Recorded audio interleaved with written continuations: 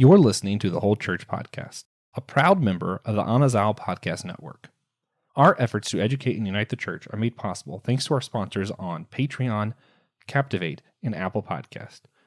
You could join them on one of those networks, or you can support the show by making a one-time tip on our Captivate website down below in the show's description. 1 Corinthians chapter 12, verses 12 to 14. For just as the body is one and has many parts, and all the parts of that body, though many, are one body, so also is Christ. We were all baptized by one Spirit into one body, whether Jews or Greeks, whether slaves or free, and we were all given one Spirit to drink. Indeed, the body is not one part, but many. If the foot should say, I'm not a hand, so I don't belong, it is not for any reason less a part of the body. I'm going a little bit beyond 14, didn't mean to, but we're going to roll with it. The eye cannot say to the hand, this is jumping ahead to verse 21, I don't need you. Again, the head can't say to the feet, I don't need you. On the contrary, those parts of the body that are weaker are indispensable. And those parts of the body that we consider less honorable, we clothe these with greater honor, and our respectable parts are treated with greater respect, which our respectable parts do not need. So in this pericope of scripture, Paul's writing to the church of Corinth. He's kind of just giving them like the laydown of like, hey, here's what you should do if you're a church. Here's probably a good way to behave as the church, right? Just kind of talking about how to conduct themselves. If you want to call it the church polity, you can, whatever. Dr. John Pohl, how might this illustration extend to the context of our understanding now that we learn terms like microbiome and other things about our body? Right. You know, I think we can look at this from two aspects, and we'll talk about the microbiome. When you read through this is how we should simply treat our neighbor, not just how we treat each other in our church or in our congregations. Mm-hmm. Yeah. We all have to work together. And we seem to be living in a period right now where there is just so much anger and at times misinformation. And at least as Christians, I think it is our responsibility to move beyond that. Now, the microbiome, besides being scientifically fascinating, metaphorically works very well here. The microbiome works so that there's good human digestion, there's a good human immune function.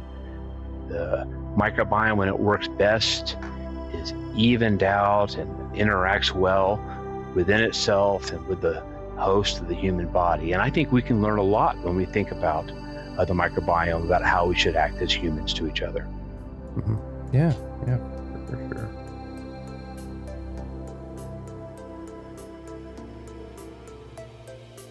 Hey guys, welcome to the Whole Church Science Fair. Earlier this year, we did a job fair. Now we're doing the Science Fair, getting ready for a mini-series that'll be part of the Anazal Podcast Network. Your Matter Matters. We'll talk more about that at the end of the series. Today, I am Joshua Noel, and I'm confused because, you know, my only real job is to introduce TJ Tiberius on Blackwell, but he had to work. So instead, I'll introduce one equally as great. The one who, I don't know, I'm trying to think of a ridiculous thing to say about him. The one who is the powers that be behind the black hole in Disney's Black Hole. Dr. John Pohl, thank you so much for joining me, man. Thank you. And just to the audience, we had a lengthy discussion about the weirdness that is the 1979 Disney movie, The Black Hole. Oh my Lord, what a movie. It's awesome science fiction that ends with some type of weird derivation of Dante's Inferno. I'm not really sure what's going on, but it's a Disney movie, and it came out when what did we decide? I was 11, yeah, and children saw it, and it's just absolutely terrifying. So, yes. Oh, yeah. And hopefully we'll talk about that on systematic ecology with our other friend, Will Rose. But for now, I met John at OrcCon. I'm trying to remember where OrcCon was. Northwest. It's in the Northwest. Too high for life, in my humble opinion. Having metal in your head really changes your perspective on altitude. But no, we had a good time. Really enjoyed talking to you then. We talked about the black hole then, which is why I actually watched the film. Right. John, that's what happens. That's what happens with altitude sickness. Yeah, we should start talking about. Yeah. If we were being more serious, we'd talk about poop. John Yeah, is that's the much more prophetess of serious, poop. yes. The profiteer of poop. Or the prophet of poop. Yeah. He's a I'm an E. pediatric coli Elijah. How's that? I just came up with that one. Pediatric gastroenterologist. I won't be saying that more than once. This is what TJ's supposed to do, is say the big words. And he also did get his doctorate of theology of ministry from Northwind Theological Seminary, which is also with Dr. Tom, who's been on the show several times. Our listeners hopefully are familiar with him and his work. So we're going to probably talk some about open relational theology and a lot about poop. Best day. So if you're into poop, you found the right. This is it. This is the right show. Best day ever. Yeah. Okay. Sorry, guys. I like John a lot. We're like friends, I think. So you're gonna have to excuse some of the chatter. You a friend. Yes. John, have you seen in Scrubs? They have the song "Everything Comes Down to Poo." Yes. Is that song accurate? Yes. Yes. I had a physician tell me one time when we were dealing with infection that you just have to realize that the entire world is covered with a thin layer of poop. As long as you realize that, you can get through the world. How's that? Yes. You'll never eat again now. I say I can't decide if that sounds profound or just kind of crappy.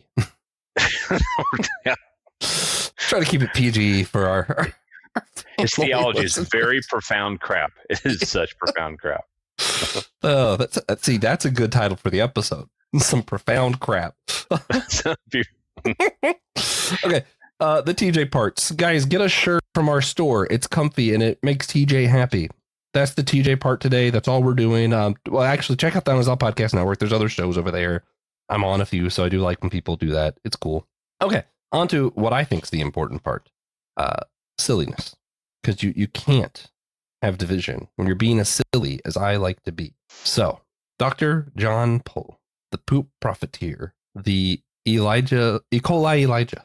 We need you to tell me. I didn't have it in here. I was actually usually we answer this first, but as the expert, I'm going to give you a serious silly question. So, in the Star Wars universe, the Force is described many different ways. It is said that it is within and around all living things, but also they can measure the Force in the prequels using midichlorians, which is in the bloodstream. I hated that part. I hated that part. I think most people did. I don't like it. But okay. And I'm Gen X, so that may be part of it because I was like with the original trilogy. I've always been original trilogy. I don't know. I think it's because But I'll answer your question, and I can do it from a microbiome perspective. So. My question is, could it be possible that a microbiome be Force sensitive? Because like midichlorians are only in the bloodstream, but if the Force is in all living things, not all living things have bloodstream. So like, where do we fall here? Well, what happens if you get like a cold, or you get like pneumonia, and you take some antibiotics, and it kills the midichlorians accidentally? Oh, about that? Do midichlorians work on a bacterial system?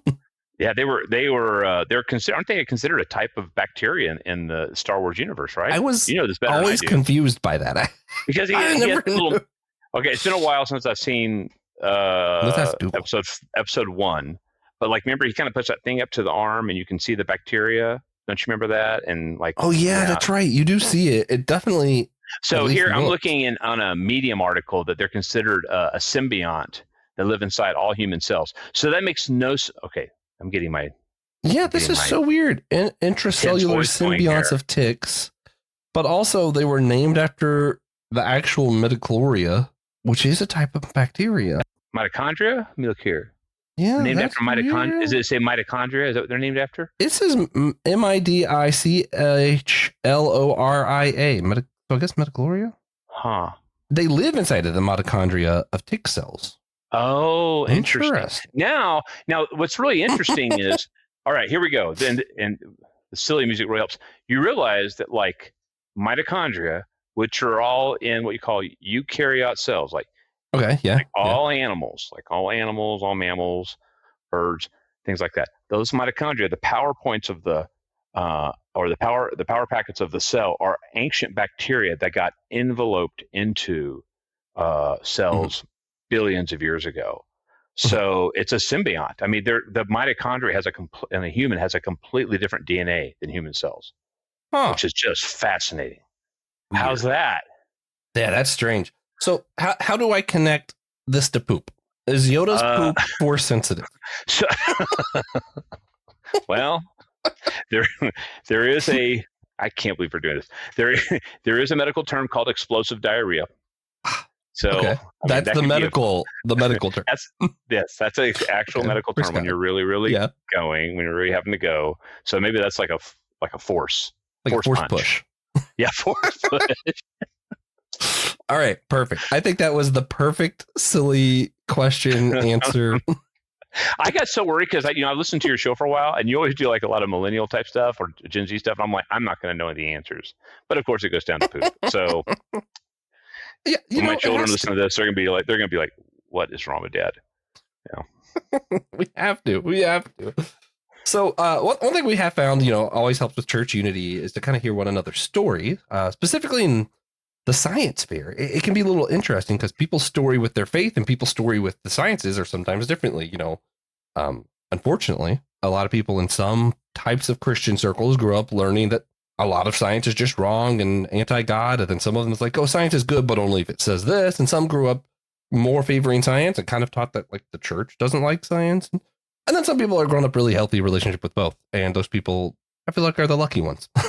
But, curious for you, what's kind of your background when it comes to how you grew up with the science, faith, etc.? What got you to where you are now? It all started with poop. No, so that's a great question.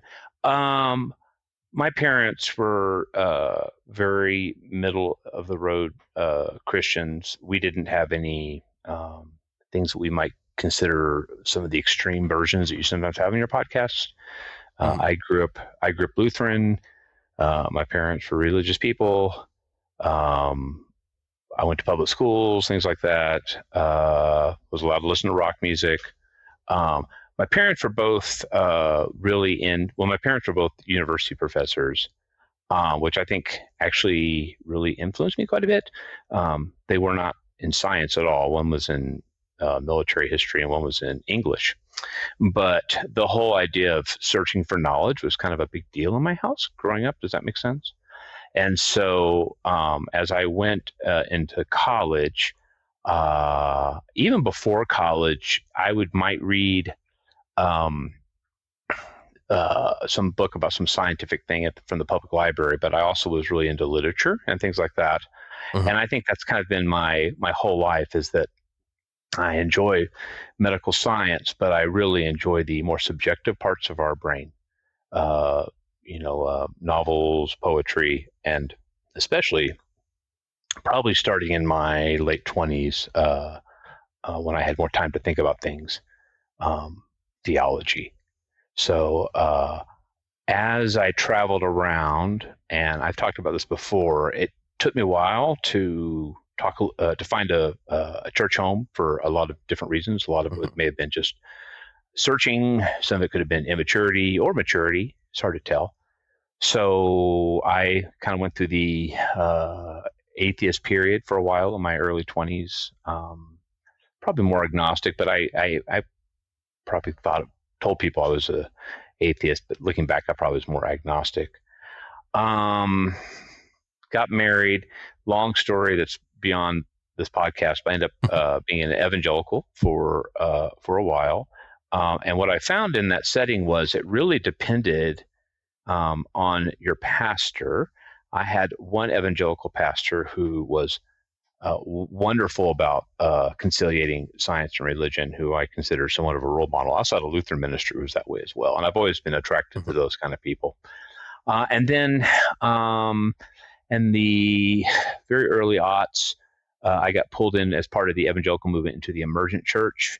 And I don't know if you've done any podcasts on the emergent church movement. It's a very fascinating, short little aspect of Protestant church history in the United States. It was, in my opinion, filled with a lot of potential, but ran into a lot of problems. And that, for me personally, caused me to be quite honest, quite a bit of despair about what is going on in churches when it comes to teaching science and teaching accurate science, like how important vaccinations are, the age of the earth, or just the genetics and what you call the epigenetics of sexuality. There's just some real objective data there.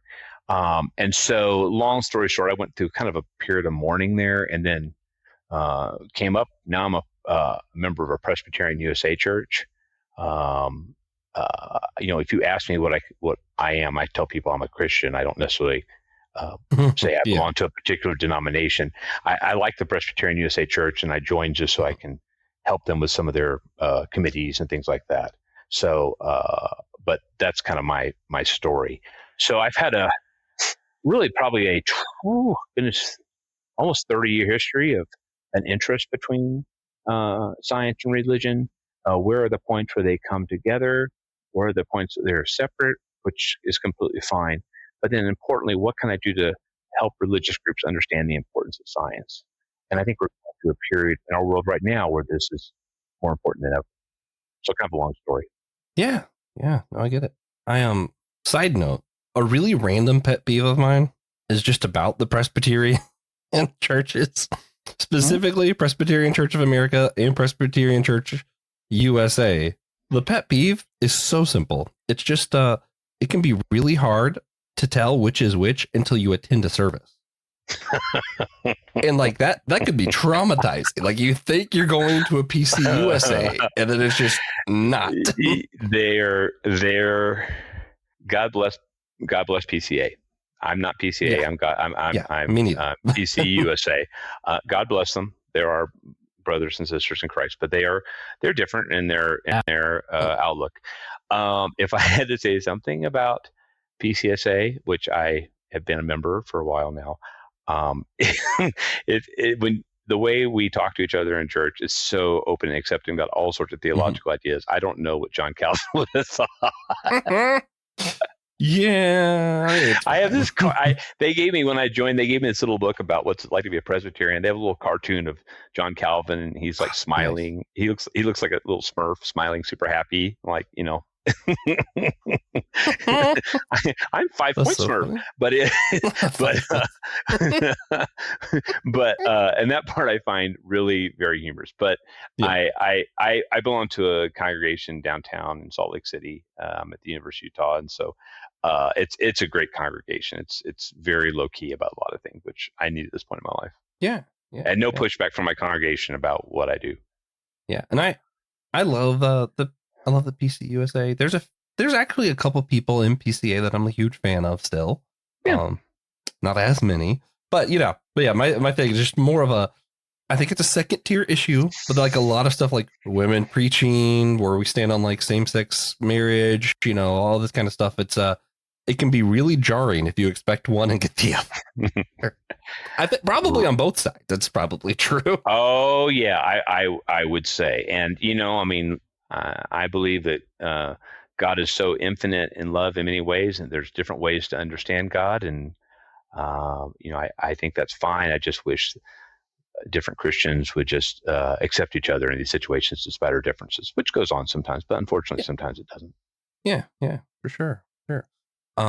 Also, I don't want to get on this tangent. I just want to mention, because you mentioned... You can get on any tangent you want, man. You're my buddy. I don't care. But you mentioned epigenetics, and for me, this is weird. So I used to... I don't want to call it a phase, but I think it might have been a phase for me specifically. But there was a time in college where I really considered getting into being a nutritionist, because I found that kind of science and stuff fascinating. And similar to like what I do with like Bible and other stories, where I'm like, I actually get really into like the meta narrative. I find more interesting than the narrative. I think that's what I do with health. This is why I actually really like learning about the microbiome and epigenetics, because it's like, I feel like it's like the meta narrative of the body. It's like the stuff you won't see, but it kind of is the real story. It is. And so just for the audience, genetics, we talk about, DNA and replication and inheritance. And when it gets disrupted, when you have mutations, you can get disease processes and things like that. And believe it or not, there are millions of things that affect how DNA divides and how it mutates, both in the cell, but in the environment itself. So we always kind of think of DNA as our library, but that library of our bodies, but that library gets invaded all the time with books being taken out, books being added. It's just fascinating. Viruses, for example, can do this. So that's the epigenetics, and that's really a big part of what we think about, especially in modern medicine with a lot of the medications we use. Oh yeah. So super cool stuff.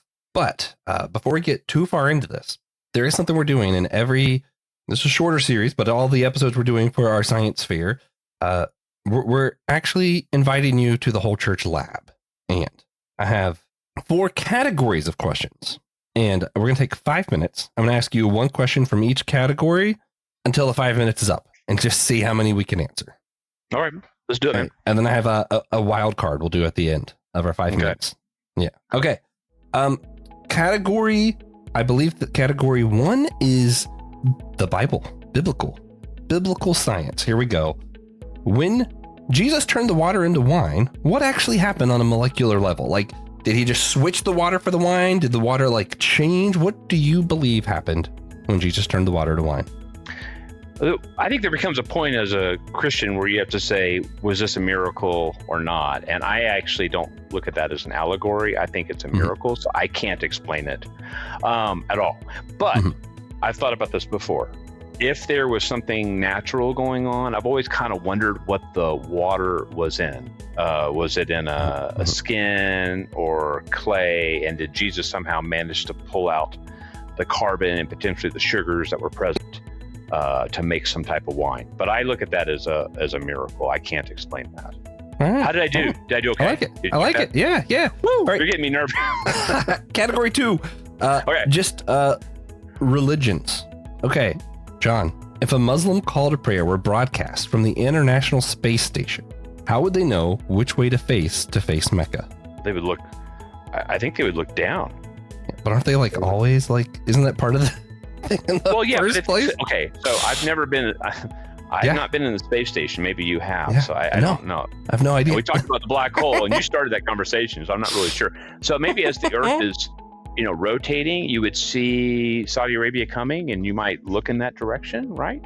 That sounds right. And even if Mecca would be on the other side of the planet, you would still look down because you're going through the ground to the other side of the Earth. That's how I would think.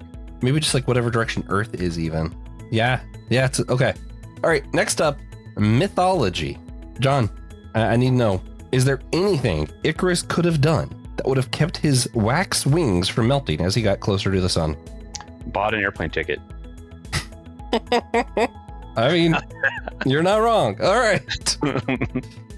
This is I don't know. Have you ever used Gorilla Glue? That stuff's amazing. So he could have gone to Ace or something and getting Gorilla Glue, and they would have been done. And it's cheap there too, especially if you it was an Ace member and you get a discount. Totally. Okay. This is not. We're saying Icarus needs to become an Ace member. Okay, household items. Here we go. Why? Okay. Wait. Yeah. Why do some foods taste better reheated while others taste worse? Is there a scientific reason? I would imagine that it is probably the heat is restirring the chemicals and producing more of an aroma in with certain foods, I would imagine. What do you think? Give me an example of something that smells good when you reheat it and something that does not smell good, not counting what we're talking about today. This is really strange. My octal nerves actually was damaged during brain surgery, so I can't smell the best. Oh yeah. No. But taste wise, I feel like Thanksgiving food's always great reheated. Tacos are bad. Reheated tacos, not good. Chipotle, you should not reheat it. You should just throw it away. So that's really interesting. I was going to say Thanksgiving, turkey and gravy dressing. I actually think that's really, really good. It's great. And my thing, I don't, people always talk about reheated pizza. I think it just doesn't lose it. I don't think it gets its taste back. No. It's the cheese just doesn't. And the texture of the dough is weird when you reheat it. Yeah. So there's mine. Okay. I think we got time for one more. I'm going to go back up to Bible. I am killing it. I am going through these questions so fast. Back up to Bible. The Bible claims there's a Leviathan that once lived in the waters that's going to return during the end times. Where might that creature be now if it's actually real?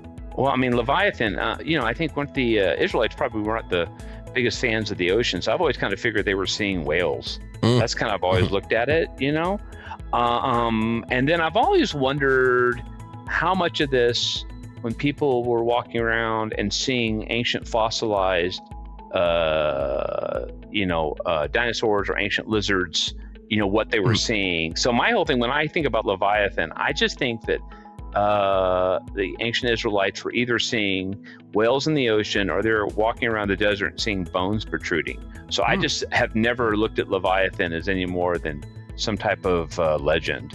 Where would Leviathan exist? Well, I live in Salt Lake City, and we have the Great Salt Lake, and there's the legend of the Salt Lake Monster. That there's a monster that lives in there, like the Loch Ness Monster. Now, the only thing that actually exists in there are flies and bugs and little brine shrimp. Yeah. But I've always found that really fascinating. So maybe it's in the Great Salt Lake. I don't know. All right. We got our wild question, and we'll wrap the whole church lab segment up. Okay. Everyone's getting the same one because I just need to know the answer. Okay. What's with the beach and lagoon that's like in SpongeBob? They're already under the ocean. That's a really good question. I think so. I don't know. There's a lot of questions about SpongeBob that I have when that's the most pressing for me. Like, yeah, sure, they have ice cream and whatever. I would say, the Texas Gulf can be really sandy and hard to see. So I don't know how SpongeBob would live there because the water is just going in and out so fast. And I remember as a kid, you put goggles, you can barely see because of the ocean current. Now, my sister lives outside of Tampa, and on that Gulf side, it is just gorgeous. So I am pretty sure that SpongeBob lives on the Gulf side of Florida because that water, you can look straight down. There's not a lot of movement. So Florida man is definitely SpongeBob. That's what I think. Yeah, that sounds accurate. Yeah. Plus, there's the part of Universal where you can actually see them. Oh, that's right. I forgot about the connection. Yeah. Good job, man. All right. On to the main. Just make sure. Great. I did okay on the quiz. I'm kind of all right. Gen X are here going. At least I got the SpongeBob. Listen, I just needed a professor to help me in the lab, and I think we're good. Our experiment for the day is done. All right. So we're talking today primarily about your book.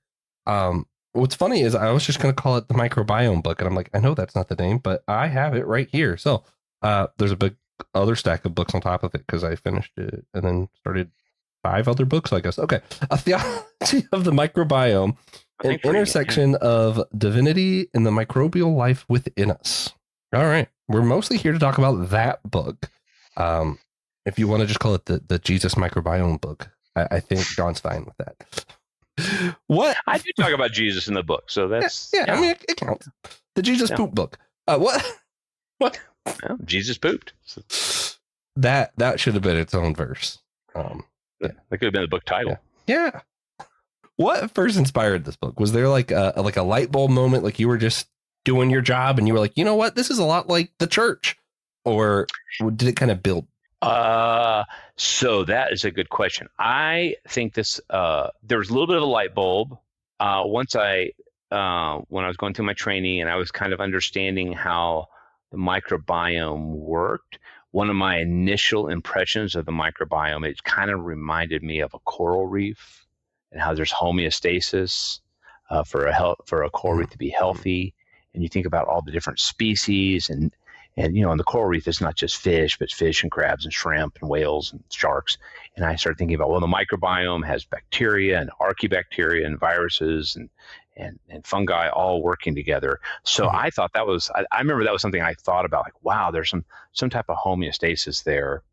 And then in the late 90s, early 2000s, kind of after the human genome was understood and coded, there was a lot of starting to be some understanding about the human microbiome itself and how much it was involved and misunderstood in terms of human health. I think a lot of people just did not realize, even in the 1990s and early 2000s, how important it was, and it became very much emphasized how that had to do with human health. And I started seeing that when I took care of patients and some of the research that was coming out. And then when you start thinking about, and this is what kind of was the big step for me, and we go into detail in the book about how the microbiome can affect brain processes. That made me think about, if it can affect anxiety or depression or diseases such as Parkinson's disease, or potentially Alzheimer's, what does that mean in terms of how we think at all levels, not just in the every day I'm looking around and hearing and seeing, but how we think about God? Well, obviously it has to affect how we think about God, because we know that the microbiome can affect our thinking process in general. Well, then you expand that even further. Then what is the microbiome doing itself to influence how we think about God? Are the microbiome involved with the human perception of God, the human ideas about God? Does that make sense? Yeah. And that's what so someone asked, well, does that mean bacterial worship? I was like, I don't know if bacterial worship, but I mean, all's for the glory of God. So perhaps there's something there we do not understand. Yeah. Well, because I know we're going to get into open relational theology and stuff, because that's what one of your degrees is in, and that's a lot of what this book talks about. It's weird. I'm not sure where I fall on all stuff. Like, I just don't like categories, because I'm like, I agree with a lot of this, but then I'm like, I'm not sure. Like, when I use open and relational terms for God, I feel like I have to subscribe to a certain ontological understanding that God exists outside of us in a way that I can have a relationship with him. And I'm not convinced that that's the case, or like maybe God is the relationship. I'm not sure. Yeah, so I just don't presume to know. No, you're good. No, I mean, theology. I mean, that's one of the wonderful things about theology, right? Is that there's a spectrum of beliefs of how you think about God and how you can define God and what God does or perhaps does not do in the world. And you can debate and you can refine.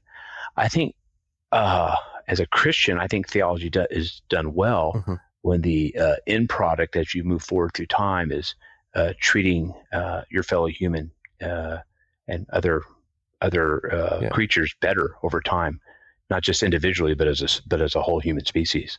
Yeah, sure. So yeah, I mean, there's certain aspects of open and relational theology that at times I kind of wonder if I would take it a little bit different direction, and I think that's completely fine. Yeah. Well, Tom Ord specifically told me if I want to, I can say I'm open to theology. So I'm like, okay, cool. That makes me feel like I'm in the clear. But it's funny though, because I'm gonna make a really weird connection. I'm like a huge Kingdom Hearts fan. It's like part of like the thing. I know you're a fan. Yeah, right. Yeah. And I have a connection here with some of like what you talk about with the microbiome and why I like these games that I think exist. So in the games, like, it has a lot to do with identity, right? So you see in the one game, you're still you even without your body. One of the games talks, are you still you without your memories? And so like you still are, and it makes it pretty clear. And you're like, so how does this work? Like as it goes through, each game kind of exploiting something else. Like I'm not my emotions, I'm not my memory, I'm not my body, I'm not my soul. What am I exactly? And the point is, you are your relationships. And I think that's kind of a lot of what you show with the microbiome is like the existence is in the relationship. And it's going to get to some of the Whiteheadian whatever stuff that kind of started a lot of process open relational theology ideas. Right. Is this whole idea like we're defined by relationship, right? Like I'm not the same cells I once was. I'm not just my microbiome, but I'm also, my cells die out and are replaced pretty frequently. Physically, I'm not the same person I once was, but I don't think any sane person would be like, oh, that's not the same Josh as 6 years ago. Those are different cells,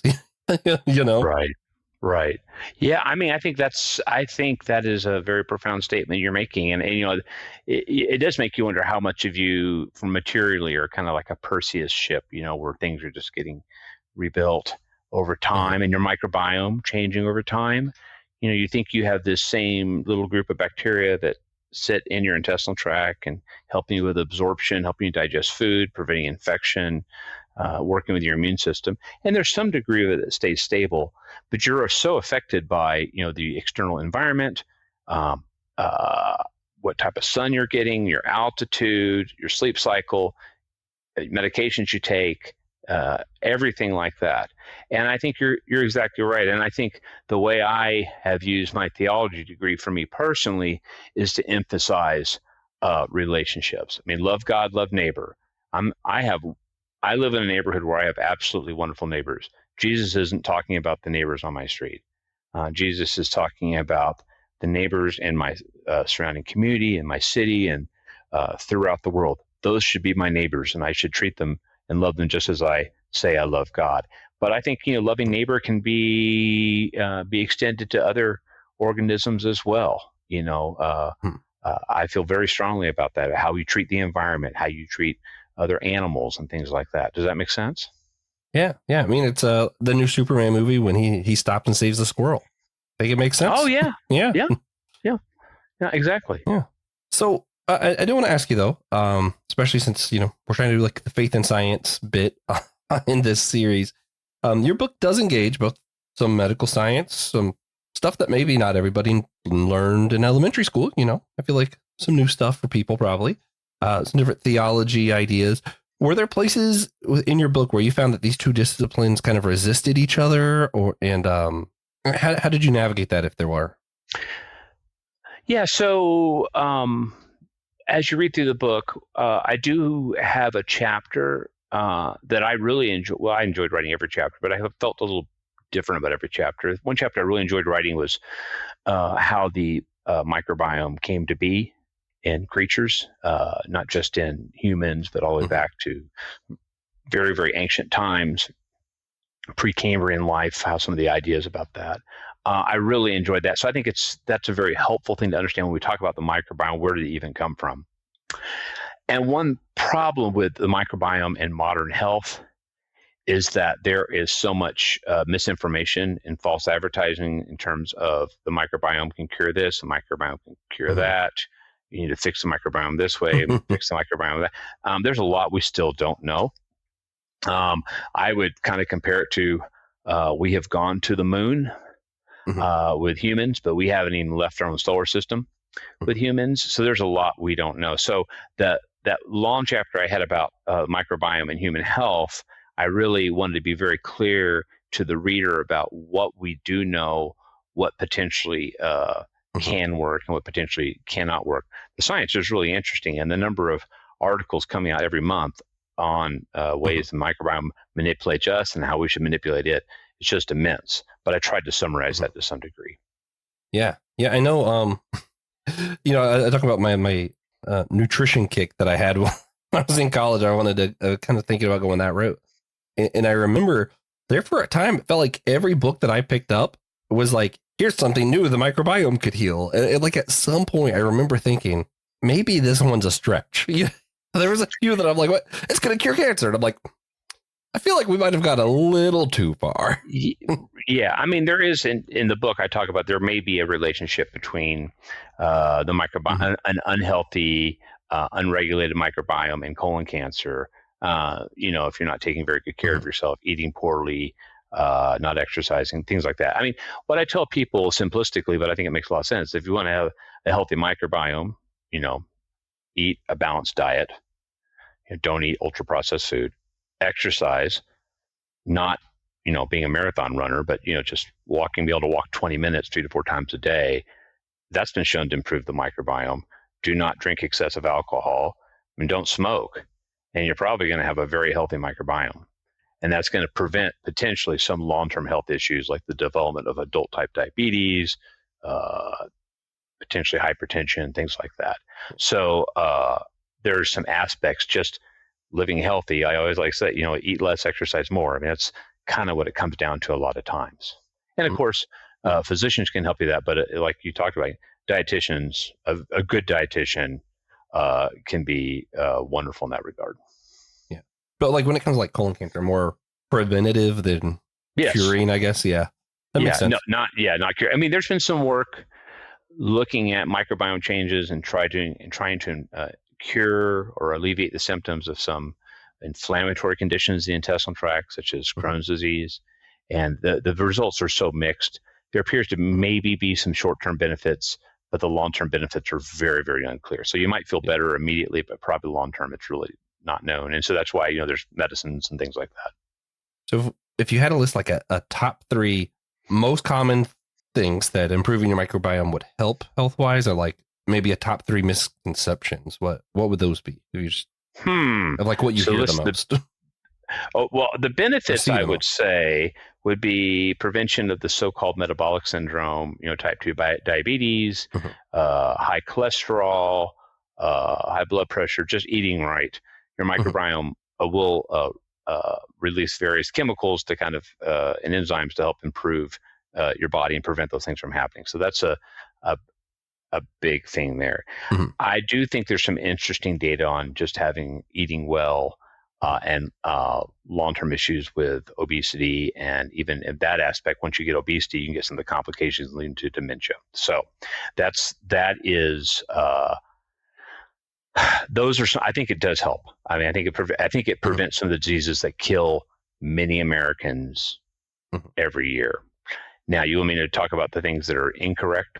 I think that there are lots of, you can watch your streaming service, you can watch your cable show, and you'll see some incredibly good-looking people taking probiotics for all sorts of things, and they're having the best life ever, and the sun's out, and the dog's wagging their tail, and you know what I'm talking about, right? I mean, that's just that doesn't work. That's not there. I think worrying about vaccinations affecting your microbiome in a bad way, I think that's complete misinformation. I think that kind of runs adjacent to some of the anti-vaccination ideas that are going on currently in this country. But I think you're wasting when people ask me, or patients and their families ask me about probiotics, I usually say, unless it's some certain specific conditions, I'm like, you're spending money for something that you don't know if it's even going to work. It may be nothing more than placebo. So I'd rather you spend your money on something else. So a lot of times I don't recommend.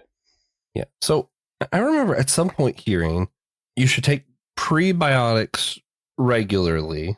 And if you have to take antibiotics for some kind of illness afterwards, you need to find probiotics to balance it out. Is that just all like nonsense?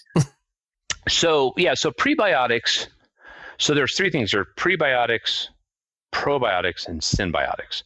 Prebiotics are the food structures, like fibers and things like that, that healthy bacteria utilize to grow in your intestinal tract. So you want good, healthy bacteria, so you want prebiotics.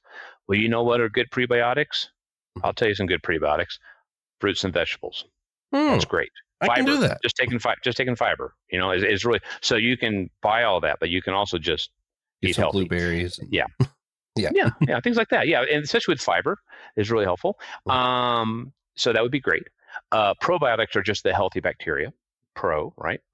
And then symbiotics are the combination you can get of pre and probiotics. Now, antibiotics typically do disrupt your intestinal microbiome. For a small amount of time, typically, like if you have an ear infection, it'll affect it for a little bit. If you're a child with an ear infection, it'll affect it for a little bit, but then it recovers. There are certain situations where I will give probiotics. The data on children getting gastroenteritis, getting vomiting and diarrhea, and taking probiotics, it may in certain situations reduce symptoms by approximately a day, but that's really about it. Now, in developing countries where people are unfortunately starving and don't have a lot of food items, their intestinal microbiome can become very dangerous over time.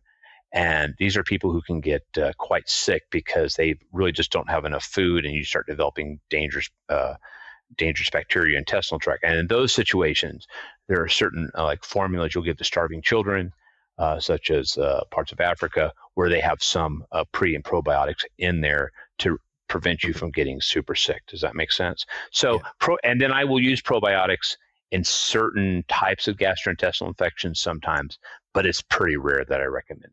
All right. That's actually really helpful. You just saved somebody money. Yeah. So, man, I can get into the science stuff. It's fun, but I want to run through a few more quick questions on your book, since that's what we're here to talk about. In your chapter on creation, you reflect on what it means to be human with trillions of microbial partners. How does this reality reframe ideas like Imago Dei, or some of the doctrines around the church, your body, stuff like that? Well, a lot of times when you talk about the human and the microbiome, or any animal and its microbiome, you have what's called the holobiont. So the organism is not just the host itself, but is everything together. All the, we talk about bacteria in the intestinal tract, but we have bacteria in our skin, in our lungs, healthy bacteria in our sinuses. So when you think about the Imago Dei, what does that mean? These little creatures have been around you since the day you were born, and they're just completely separate from you. If you didn't have them, you would simply die very quickly. So when I think it's a way of taking the idea of the Imago Dei, adding in science to what we know about the human body, and saying the Imago Dei may be more than we even realize. It may be all of us. It may be all of us in nature. And as someone who believes that God is in and around and through all of us at all times, that makes quite a bit of sense to me. And if I think about an assumption that God loves us, and I believe that God loves and that God is love, this is an assumption on my part that I think is correct, then God is in, through, and around everything with love, which makes me feel much better about my life, and sometimes when I go through hardships. Yeah. No, I definitely get that.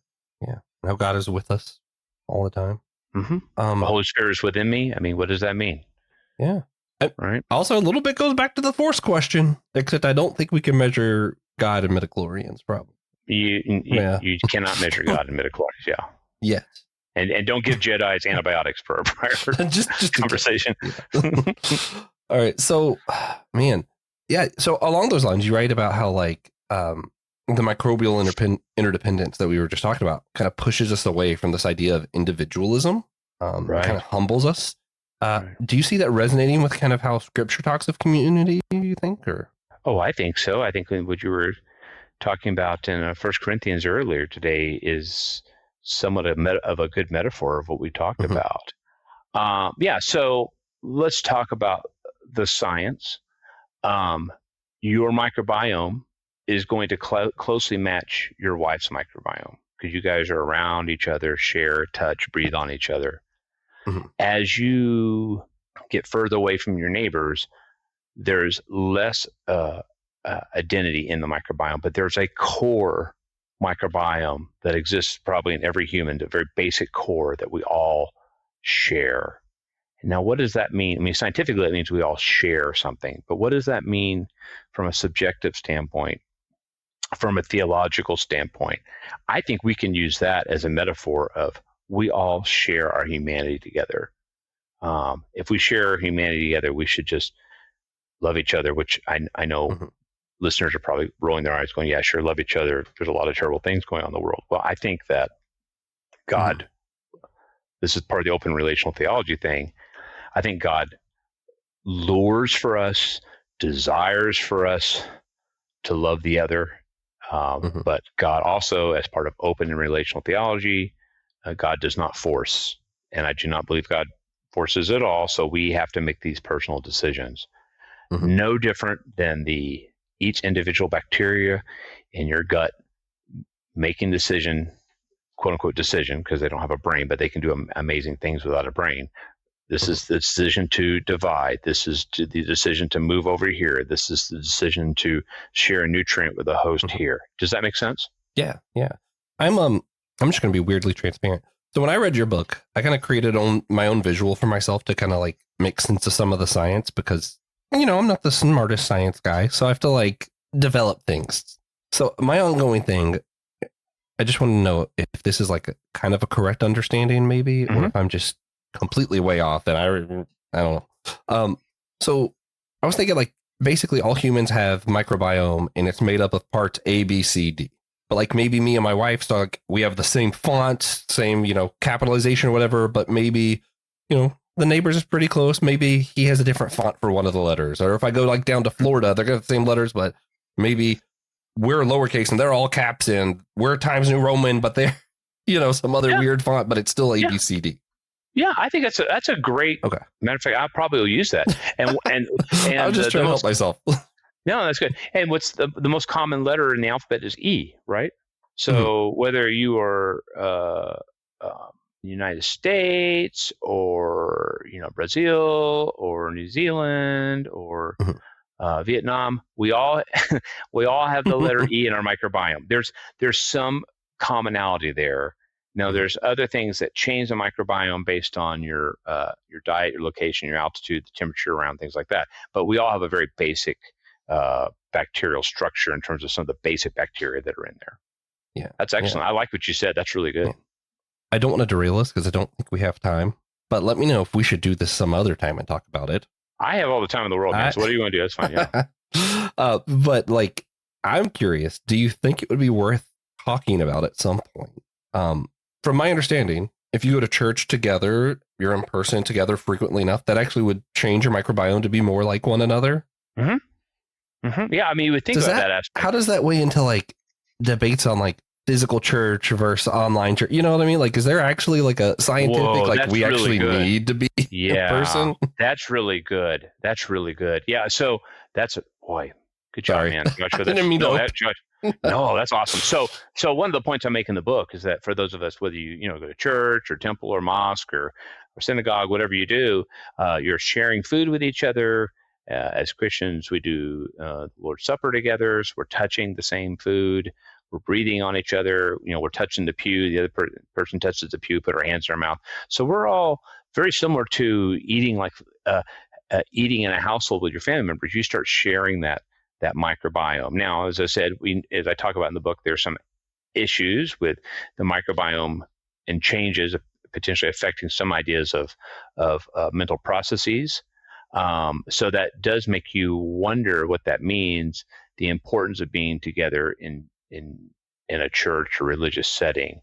And then you're exactly right. If you're doing it online, you're not having that interaction. Now, I'm a big believer in online church. Yeah, I go to a church that does do online because there are people who just simply... I'd throw a wrench in my own thoughts. Yeah, I mean, they're unfortunately it's one of the things we got out of COVID, the tragedy that was the pandemic. But yeah, so we have an online service so that if you're homebound or if I've watched. My wife is better than that than I am, but my wife has watched church services when we're on vacation. So I think that's a wonderful thing. But boy, it sure makes you wonder about just the humanity of sitting next to someone either or you don't know in church, and just the possibility of that microbiome interacting. Very not just interesting biological questions about what that does to your microbiome if it starts becoming somewhat similar, but some very deep theological questions there. Yeah, I'm going to be a good podcaster for once, and TJ would be proud if he listens. But I think listening to this makes me want to, and I think our listeners should go back and listen to a roundtable we recently did on online church. Because I remember even talking about then how so I had a grandfather who couldn't go to church, and I was like, yeah, thank God for online church. Mm-hmm. And yet I think there's something important, because you already brought up the sacraments, about, the Lord's Supper, taking it in person with one another. And the thought then got brought up of how the church used to have systems with acolytes, different things like this, where they would take the elements to people. And now I'm like, man, now I'm hearing this microbiome thing, and I'm like, maybe it actually is important that the church, if someone can't go to church, that we take those same elements that we took in church to the person, even for a scientific health reason. It might actually just make sense. And now, a lot of theological questions can unfold. Yeah, well, and I think that, I've seen situations where people will, various denominations will bring the elements to people in the hospital, which I think is interesting. Unless someone is so immune suppressed or so sick that they can't do it. But I think also there, just the humanity of touching, and sharing, that's not medically related in itself is a huge boost psychologically for so many people. It can be such a tough time in those situations. Yeah. Well, so we already brought up communion. And you mentioned that in your book. You mentioned communion, microbiome. I was curious, what theological insights do you think we might also get for the microbiome when we think of other sacraments or ordinances like baptism, marriage, fasting, foot washing even? Is there anything that you're like, that one's interesting? Or you're like, yeah, fasting's not going to do anything for your microbiome, or foot washing? Meh. Yeah, so Let me tell you something I've thought about. So I have no answer. I've seen different types of baptisms in my lifetime. Mhm. I think that some of my understanding is that some of the initial ideas of baptism very, very early on, even pre-church, it really was a cleansing ritual. It really was. I mean, now we look at more as a religious type thing, but it really was a cleansing type ritual. So there's a lot of health benefits for that, right? If you're cleaning each other, so you do not, you're making yourself clean in front of God, but also you're, organically you're removing any type of dirt and things that could make you sick when you eat and things like that. So there's something there. So I think if you're doing simple like infant baptism at church, I can't imagine there would be any issues there. I've honestly wondered if you're, the old proverbial, getting dunked in the creek, if you get something up into your nose or into your lungs in a creek that's not very clean. I've always wondered what could potentially happen. I grew up in Texas, and just it's warm, and a lot of those creeks are muddy, and I've always kind of, does that make sense? I mean, I've seen when people get, immersed, they hold their nose, but I've always kind of wondered, like, has there ever been someone, so that's great. Foot washing, I mean, you're cleaning the feet, you're sharing the microbiome in that setting. That's kind of interesting. That's kind of a way to share. You're not just share by being human and serving each other. You're kind of sharing the microbiome in that. And if the microbiome's on your mind, it's like maybe doubly humble. I mean, yeah. And then marriage, is, in many ways the ultimate union of two people. And, God would love that union in that setting. And that's the union of everything, because you marry your wife. I've been married to my wife for over 30 years. Our microbiome has got to be very similar at this point. So we're sharing and more than just this conscious level. There's multiple layers of union there. And for our more literalist friends of the Bible, the microbiome might give them an easy out for some of that Jesus church metaphor, where it's like, the husband and wife are like God and or Christ in the church, and it's like they're one. Well, how's a husband and wife one? Now you can think about it as microbiome, and maybe it's a little less awkward for some of them. Yeah, well, their microbiome, we're pretty one. It's the longer you're married, the closer your microbiome is to each other, and with your children as well. So that's exactly. There's not one greater than the other. They are both equal. Ooh. Yeah, see, I feel like it makes the metaphor better and way less cringy. Way less. Yes, science can help in so many ways that you would never suspect. Science provides, and it's not always perfect, but science provides an objective truth. It gets corrected all the time. We learn more. That's one of the wonderful things about science, whether it's biology or chemistry or physics or what I do, medical science. And then there is, in my opinion, subjective truth. But I think that objectivity can help subjective truth. If you learn something more about nature, you're going to update your priors and be more understanding about certain subjective ideas you've had in the past. I would use that in the ideas of how we handle our LGBTQ brothers and sisters, honestly. There's a lot of science that's come out in that way. And likewise, subjective truth can help objectivity. You can build a nuclear bomb. You can do that, but subjectively, is that the right thing?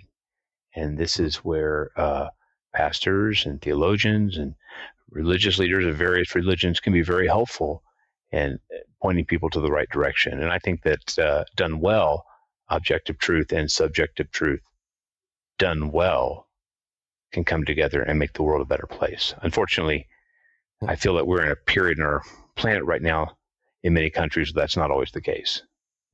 You're sounding a lot like Ian Malcolm in Jurassic Park. We can. Life finds a way. Life finds a way. Oh, yes. Man. Yeah. But there's so many things I could ask you with your book. And you get into theodicy, a lot of really interesting things. I think everybody should check it out.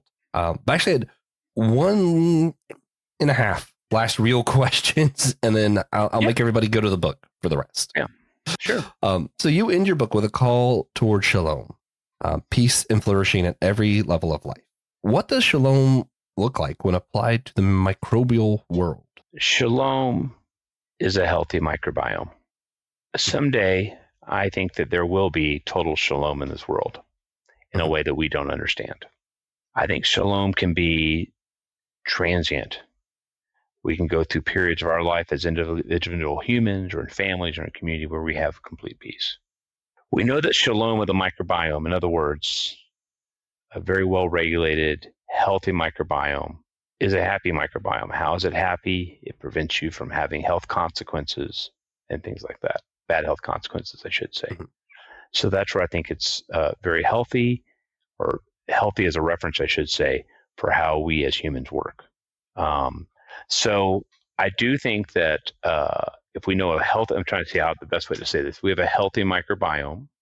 It makes us feel better. It prevents disease. It probably makes some of our mental, not necessarily, but probably makes some of our mental processes clearer. Then that extends outward to how we treat each other. Unfortunately, there is time and there is change. Time and change are both good, in my opinion, but you cannot have a perfectly healthy microbiome all the time. There's going to be some deviation, but you try to have shalom or a normal, healthy microbiome at all times. You should try, and do the best you can. But I think that's the same as we as humans. We should try to keep shalom as much as possible with our neighbor. So I think it's a good metaphor in that regard. A healthy microbiome should be a reflection of how we interact with our neighbor. We're humans, how many there are us on the planet now? 7 billion. We should try to have shalom with each other. It's very hard, and I don't do it well. I try, but how does that work okay, or did I totally mess up that metaphor there? No, you halfway answered the next part of the question. Good, I did great. All right, cool. Yeah, I was going to ask you. I was going to ask you, like as far as like shalom towards one another. We talked all throughout this episode, like the microbiome makes us realize how dependent we are on these tiny little bacteria we don't see, that we also share with everybody else, and without them we just die.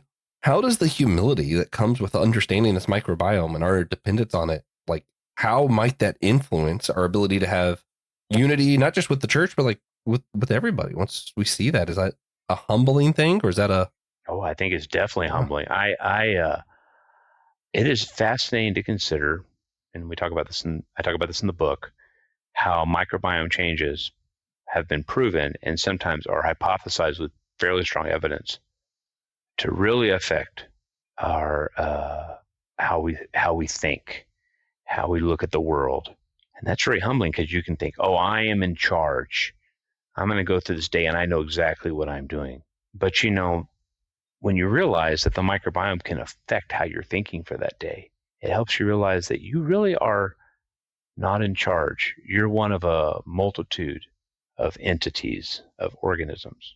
And if you accept God as a God that loves every entity, it is both humbling, but also a feeling of profound satisfaction, potentially, or just joy that there is a God that loves you where you're at, loves you at every level of your existence, and loves you and all the extensions that come from you, whether it's your microbiome or your immediate family or your community or our planet, or extending on from our planet to our entire universe. I find that I'm very grateful for that idea.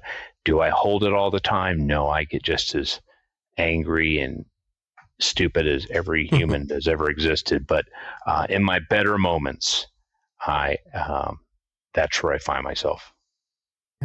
Yeah. Good stuff. And we could chat forever, I'm sure. But is there anything you think, as far as like our listeners, if we're going to consider them for a second, I guess, is there anything you think they might want to know about you or your book, microbiome, theology, anything that we haven't touched?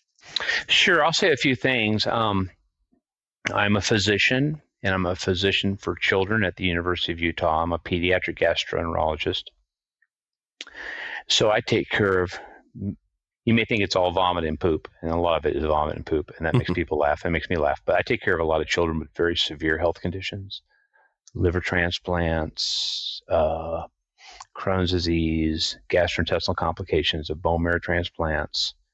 And these children are very much in need, and that it requires the community, just like the microbiome is a community, to take care of them. And we're living through a period in our country right now where there's a lot of, in my opinion, a lot of anti-science nonsense that's very unfortunate. We go through these peaks every once in a while, and I cannot emphasize enough as a pediatrician and as a Christian the importance of vaccinating to prevent diseases so these children don't die. So that's a big deal with me. And again, I think, Jesus said, let the little children come to me. And I think that requires us as humans to allow them to come to Jesus and to learn about Jesus. And by not vaccinating and having children die from unnecessary diseases, in my opinion, is one of the great tragedies our country is going through right now. And I don't understand right now, Joshua, and I know you and I've talked about this, what it is with certain aspects of Christianity where it is decided that somehow this is non-Christian to do this. I don't understand that aspect. I've received many pretty ugly messages from people through my social media network about that, but I stand very strongly that Jesus was very clear as love God, love neighbor, and I vaccinate to love my neighbor. I vaccinate myself to love my neighbor. You're preventing diseases. We've had 200 years of misinformation about the wonderful miracle that is vaccination, and we're at a peak right now again. So that's my first thing. Yeah. More talking about my book. I'm not making any money off this book. I'm donating all the money to my seminary because I think the seminary does a very good job of emphasizing science and theology. So if you buy my book, just realize it's going back to my seminary. And then if you want to follow me, I am on both Substack and on Medium, where I blog quite a bit. I'm also on Blue Sky and Mastodon. But if you're interested in what I talk about, I do have accounts. I was looking at, I never can remember my name or what I call myself on I know my name, but what I call myself on that sounds really wrong. After I had this really deep conversation. No, in Substack, I'm just under John Pohl, JOHNPOHL. You'll see my picture. And then on Medium, I'm under John F. Pohl. And that's POHL. So if you are interested in what you heard today and you want to read some more about what I write, I'm on those accounts as well. Yeah. Also, I feel like we should mention one of our other upcoming guests in this series is graduated now from Northwind Theological Seminaries. Dr. Shalene Kendrick will be on soon talking about a very nice person. Neurorelational integration. Yeah, she's awesome. So yes, very nice person and very easy to talk to. Yeah, great person. Yeah. I try my best to exclusively invite easy people to talk to. It's like only playing the easy level of a video game.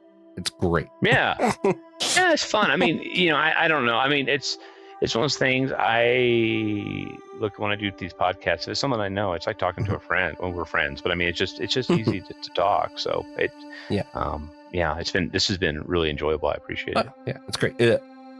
I love talking to people when I know I'm going to enjoy it. Occasionally you get this probably shouldn't be on air, whatever. Occasionally you get people that you read their books and you love their books and you're so excited to talk to them. And then you find out how they write and how they speak are very different. And it can be hard to adjust. So it was great talking to you first. And I was like, this is going to be fun. So, yeah. I can't recommend. I appreciate it. I try to keep it the same. I don't always succeed, but I appreciate you saying that. This is something I work on. I actually think I have to kind of continually work on it. When I do actually, believe it or not, outside of theology, do write medical journal articles, and that's a very different way of writing. It's, I guess, more scientific.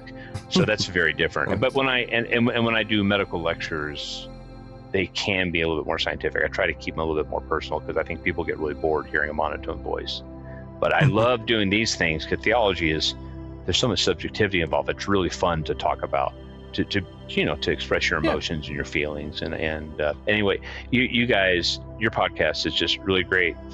5 out of 5 stars, highly recommend, would go again, all those kind of things. So and I appreciate the whole spectrum of Christianity. I mean, I think one of the problems that a lot of Christians, including myself, have is we just kind of start finding ourselves in ruts with certain types of Christianity, and it's good to reach out. Well, actually, I think it's also good to reach out and understand, become friends with people from other religions as well.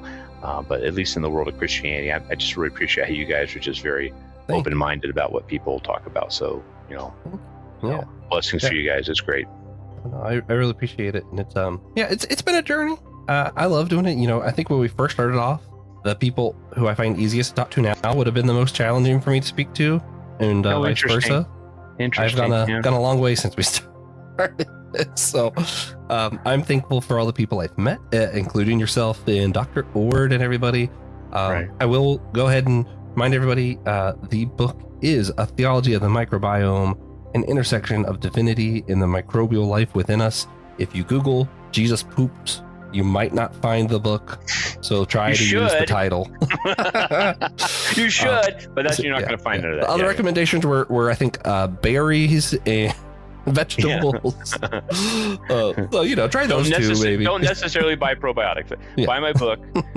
You can buy probiotics. Yeah, save your probiotic money and instead buy A Theology of the Microbiome. And it's also on Kindle, by the way, and there's an audio, and those are cheaper versions. So if you're interested, I have the audio and the hard copy because you got me the hard copy. And I find it easier to do audiobooks sometimes. And then if I have both, I do where I sit down and read, and then it's I need to go on a walk, so I listen to the next chapter and then I read the chapter after that. And that's cool. Yeah, most people probably think it weird. Anyway, we do have a couple other segments before we end this. First, we do like to ask everybody if you had to just give a tangible action, what people could do to help better engender church unity. What's something you think people could do right now, just stop and do, that would help Christian unity? I think we have to stand by loving our neighbor. I will hear Christians say things sometimes that I disagree with, but I realize that they're coming from a good place in their heart. This is something that took me longer to realize. I had to get a little bit older to realize that there are when people say certain things, often they want the best for humanity. It just may be in a way that I disagree. So I think when you hear someone who's Christian who you disagree with, try to think about, is there something in that you can come to terms with? And I think that's extremely important. I think we're much too divisive in the church these days. There are times I think that we actually worship politics much more than we worship God. And maybe that's the big thing. We throw the politics away and just say, what can I do to reach out to a fellow Christian, even if I disagree with them? How's that? I like it. And what do you think would change in the world if we all kind of just started doing that and putting some of the politics and other stuff to the side and trying to really look at the motive behind what each other's saying? The world would be better. We would have better relationships among friends. We'd have better relationships among our family members. I think a lot of families are going through a tough time right now because of the religion of politics, in my opinion. I kind of put politics up there as a type of religion that maybe is replacing Christianity in many ways for those of us who are Christian. Heck, if throughout the whole world we did this, just think what kind of world we could have. Yeah. We would, the poor would be clothed, the poor would be fed, there'd be no more war. I know that this is a pipe dream in many ways, but just taking care of your neighbor, I think there's effect that carries forward in ways you don't even imagine. Yeah. Well, also, if we all came close together, we'd all have healthier microbiome. Yeah. Absolutely. Absolutely. Yeah. All right, man. Praise God. Well, with that then. Praise God. I agree. We do always like to do our God moment segment. TJ likes to make me go first and just share something we saw God in recently. I've been pretty not feeling good. And for the duration of this podcast, my voice hasn't hurt too much. So I feel like the hand of God kind of numbed it. I feel like I'm being Pentecostal on everybody, but I feel like God's paused my pain long enough to do this. So that's going to be my God moment. Kind of cheating, but it's fine. John, what about you, man? Is there any place you specifically felt or seen God in recently that you were like, yeah, that stands out to me? You and I talked about this prior to the podcast, and I have tried to go every 2 or 3 years fishing up in northern BC, salmon fishing, and just to see the whales and the orcas out in the middle of nowhere, and catching fish and realizing that they are going to provide nutrients for me and for my family and for my neighbors. And it's just absolutely beautiful up there, away from everybody. I had a big God moment because I just saw the potential of God everywhere in the beauty of these creatures, and the beauty of the ocean, and the beauty of the forests up in northern Canada. Yeah, sounds incredible. And hopefully I can do that sometime. That actually sounds really cool. But yeah, it's fun. Yeah. Sorry, I'm terrible at doing TJ Sparks because I don't tend to have to do TJ Sparks. You did a good job. You did a good job. So, yeah. But bear with me. If you guys enjoyed this episode, please consider sharing it with a friend, an enemy, or a cousin, especially a cousin, because the closer we get to Thanksgiving, the more obligated they feel to listen to things you send them, so they don't have to sit there awkwardly when you're like, hey, did you listen to that podcast? Mm-hmm. Yeah. You don't want that. So share it with a cousin. Don't feel obligated. Then review our show on Podchaser or Good Pods, Apple Podcast, Spotify, really wherever. If you rate, it helps. Helps algorithms and stuff find the show. And we want more people to find the show. So we would appreciate it. Also, be sure to check out other shows on the Anazal Podcast Network. I mentioned my pastor on here. You know, he's the homily. Pastor Chill Will is on there. He will be soon starting that mini-series podcast, Your Matter Matters, and that will be part of the network as well as an association with the ELCA. So that'll be fun. I think Brandon Knight has My Seminary Life. Check that out. That's cool. And now I have to do this other thing. Okay. Hope you enjoyed the show. Coming up in the series, we will be speaking with Rachel Jordan, a marine biologist and a professional diver, and Dr. Shalene Kendrick, an expert in neurorelational and spiritual integration. Then at the end of the series, we're going to have on, as already mentioned, Pastor Will Rose and Thomas Johnston to discuss their upcoming educational mini-series, Your Matter Matters. And that's, again, in partnership with Anazal Podcast Network and the Evangelical Lutheran Church of America. So there's that. And at the end of season 1, of course, Francis Chan will be on, but he doesn't know about it. Someone does have to tell him or invite him, something. We're not going to do it. It's up to you.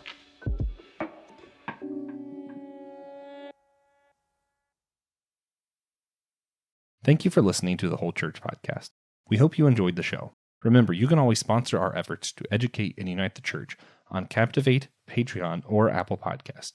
If you're not into the subscription thing, again, you can leave a one-time tip on our Captivate website down below in the description notes.